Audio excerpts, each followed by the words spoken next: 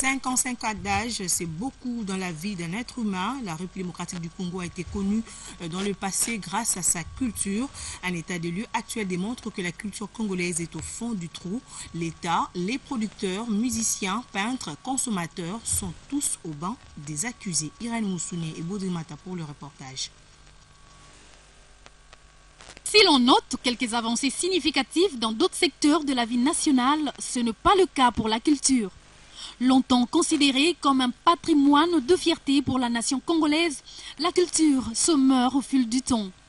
À entendre les artistes sur l'état de lieu de la culture congolaise sous toutes ses formes, 55 ans après l'accession de la RDC à la souveraineté nationale, le constat est amer. Tout le monde veut la télévision. Vous tournez aujourd'hui pour monter aujourd'hui et peut-être pour que ça passe demain soir. Là, sûrement, rassurez-vous que vous ferez un travail bâclé. Quand on met l'argent, la passion n'est plus là. On fait seulement pour faire. Or, chez les Nigérians ou les Ivoiriens, vous sentez vraiment l'implication et le professionnalisme. Donc, j'aimerais que dans les jours à venir, que ce soit du côté du gouvernement, les autorités, avec la politique culturelle, qu'ils puissent revoir beaucoup de choses, mettre les hommes qu'il faut à la place qu'il faut. Ces 3 éditions, je n'ai jamais été soutenu. Par exemple, au Burkina Faso, on a déjà vu 2 danseurs qui ont construit un grand centre culturel par le fonds propre du gouvernement burkinabé. On est moins soutenu, on fait des grandes choses.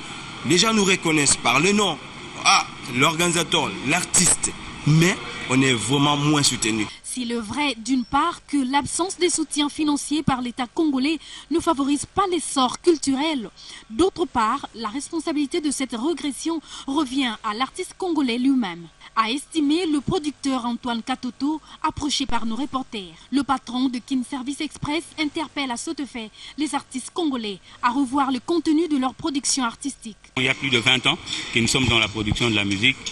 Au fait, la musique congolaise a perdu sa valeur. Aujourd'hui, on ne peut pas parler d'une très bonne évolution de la musique congolaise parce qu'aujourd'hui, tant du point de vue national que du point de vue international, la musique a beaucoup régressé. Du point de vue travail, du point de vue contenu, du point de vue fond, aujourd'hui, on se retrouve avec des albums où il n'y a que des citations de noms. Pas d'éducation. Très rares sont les musiciens où vous pouvez être à la maison, assis au salon avec les enfants et que vous pouvez suivre le clip.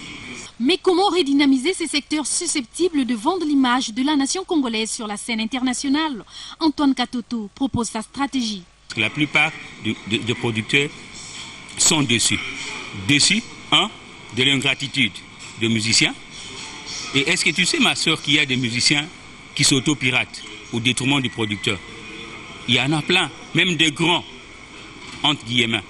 Dis-moi combien on peut compter au bout du doigt certains musiciens qui se sont autoproduits seuls et la finalité, ils ont émergé. Ils sont très rares.